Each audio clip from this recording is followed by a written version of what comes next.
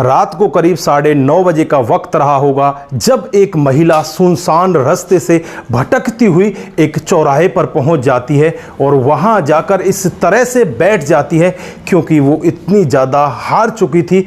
2 दिन से उसने खाना तक नहीं खाया था। वहीं पर एक लड़का उसे मिलता है और उससे कहने लगता है कि तुम्हारे साथ में हुआ क्या है, तुम किस तरह से परेशान हो।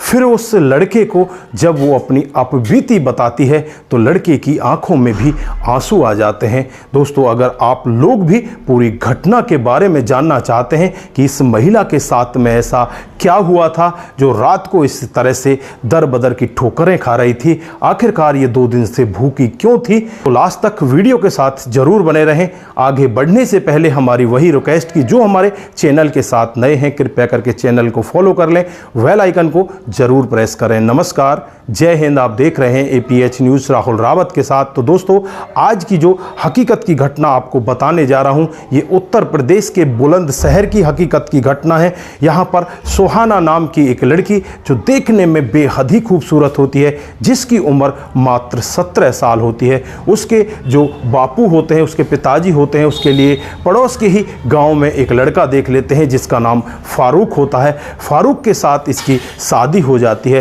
शादी होने के बाद दुल्हन अपने पति के घर पहुंच जाती है और वहां पर वो अपने शौहर के साथ बड़े आराम से रहने लगती है। कुछ दिन का समय बीतता है। यहाँ पर शौहर उसके साथ में बहुत ही ज़्यादा मारपीट करने लगता है, उसे तरह तरह से प्रताड़ित किया करता, उसे ये डर दिखाया करता कि मैं तुझे तलाक दे दूंगा।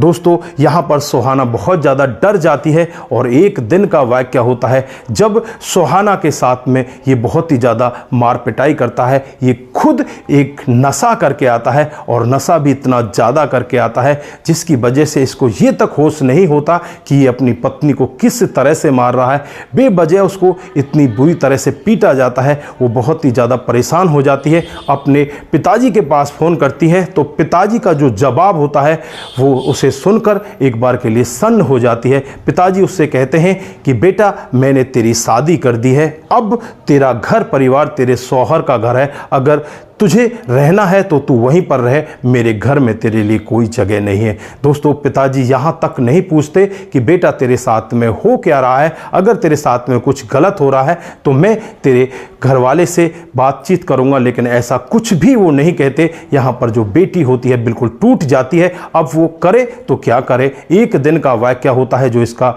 शौहर होता है वो इसे तलाक तलाक तलाक कह देता है और इसका तलाक हो जाता है। अब पत्नी जाए तो कहाँ जाए। फिर जो पति होता है वो कहता है कि अब तेरा हलाला होगा और हलाला के बाद तुझे मैं वापस दोबारा अपनाऊंगा। दोस्तों, यहाँ पर जो पत्नी होती है वो इतनी ज़्यादा घबरा जाती है, घबरा कर वो कहने लगती है कि मैं ऐसा नहीं करा सकती। उसके बाद वो चुपचाप घर के अंदर रहती है। एक दिन पूरा बीत जाता है, पूरे दिन उसे खाने का एक दाना भी नहीं दिया जाता। रात ऐसे ही गुजर जाती है।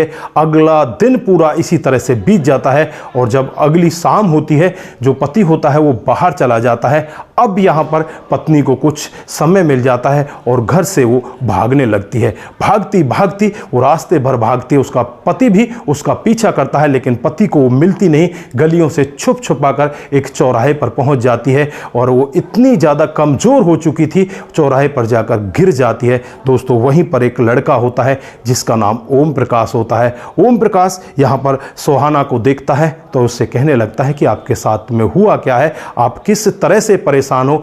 सोहाना को वो पानी पिलाता है और उसके पास कुछ खाने का सामान होता है। फिर उसे कुछ खाने का सामान देता है और फिर जब उससे एकांत में बैठकर उसके हालत के बारे में पूछता है कि तुम्हारे साथ में हुआ क्या है, तब वो पूरी अपनी अपबीती बताती है।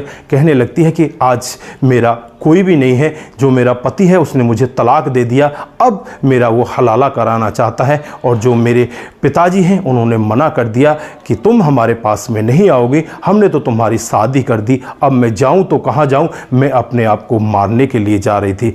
लेकिन यहाँ पर जो लड़का होता है ओम प्रकाश उससे कहने लगता है कि इस तरह से अपने आप को ख़त्म मत करो, आप मेरे साथ में चलिए। वो एक कमरे पर रहा करता है और वहीं से वो जॉब किया करता है। अपने कमरे पर उसे ले जाता है, उसे खाना पीना खिलाता है, आराम से वो वहाँ पर जाकर सो जाती है। उसके बाद जब अगली सुबह होती है तो वो कहने लगती है कि अब मैं कहाँ जाऊँ। तो यहाँ पर जो ओम प्रकाश होता है उससे कहने लगता है कि तुम्हें टेंशन लेने की ज़रूरत नहीं है, आज मैं ड्यूटी पर भी नहीं जा रहा, तुम्हें मेरे साथ में ही रहना है। फिर उसे घुमाने के लिए बाजार लेकर जाता है, वहाँ पर उसे कुछ कपड़े दिलाता है क्योंकि उसके कपड़े बहुत ही ज़्यादा गंदे हो चुके थे। ऐसे लग रहा था कि जैसे मानो कि उसके कपड़े बिल्कुल ज़्यादातर ख़राब हो चुके हैं, कुछ फट चुके थे, कुछ घिस रहे थे, इस तरह से उसके कपड़े होते हैं। तो यहाँ पर सुहाना को कुछ अच्छा लगने लगता है। उसके बाद अगले ही दिन वो अपनी ड्यूटी पर चला जाता है। सुहाना उसके घर के काम को करने लगती है। धीरे धीरे करके इनकी बातचीत बढ़ने लगती है और लगभग 1.5 महीने का समय इसी तरह से बीत जाता है। 1.5 महीने के बाद जो यहाँ पर ओम प्रकाश होता है, अब उसे उसके घर जाना होता है। प्रकाश अपनी माँ के पास फ़ोन करता है और उससे कहता है कि माँ, इस तरह से एक अबला नारी मेरे साथ में है, लगभग 1 महीने का समय उसे हो चुका है, वो मेरे साथ ही रहती है, क्या उसे मैं घर लेकर आ सकता हूँ? तो माँ भी यहाँ पर अपने बेटे की बात को नहीं टाल पाती। वो कहती है कि ठीक है बेटा, अगर तेरे साथ रहती है, अबला नारी है तो लिया, हमारा भी कोई सहारा नहीं है। फिर वो उसके घर पहुँच जाती है। वहाँ पर जब माँ उसे देखती है तो देखते ही बहुत ज़्यादा प्रसन्न हो जाती है क्योंकि देखने में वो बहुत ही ज़्यादा खूबसूरत होती है। दोस्तों, उसके बाद ओम प्रकाश का मन भी उसकी तरफ बढ़ने लगता है। इधर सुहाना को भी ओम प्रकाश अच्छा लगने लगता है। फिर माँ ही यहाँ पर कहती है कि क्या तुम दोनों शादी नहीं कर सकते? तो फिर यहाँ पर दोनों की रजामंदी हो जाती है। दोनों की यहाँ पर धर्म अलग अलग होते हैं, लेकिन यहाँ पर सुहाना फिर हिंदू धर्म को कबूल कर लेती है और मंदिर में रीति रिवाज के अनुसार उन दोनों की शादी हो जाती है। दोस्तों, उसके बाद ये दोनों बड़े अच्छे से रहने लगते हैं। 2017 का ये मामला होता है। 2017 के बाद आज 2024 आ चुका है।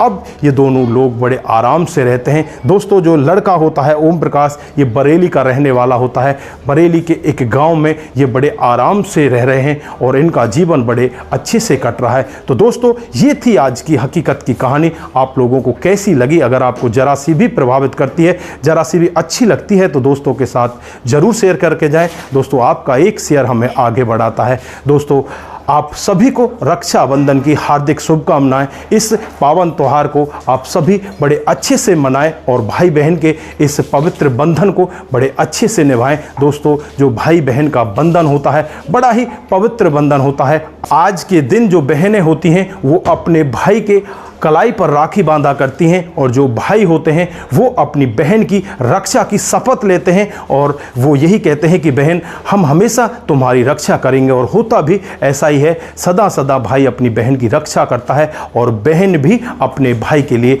मर मिटने के लिए तैयार हो जाती है। तो दोस्तों, ये रिश्तों की गहराई का बंधन है। इसे बड़े प्यार के साथ निभाएं और बड़े अच्छे से इस बंधन को आगे बढ़ाएं। तो दोस्तों, आप सभी को रक्षाबंधन की हार्दिक शुभकामनाएं। आप सभी अच्छे से रहें, स्वस्थ रहें, सतर्क रहें और रिश्तों की अहमियत को जरूर समझें। नमस्कार, जय हिंद,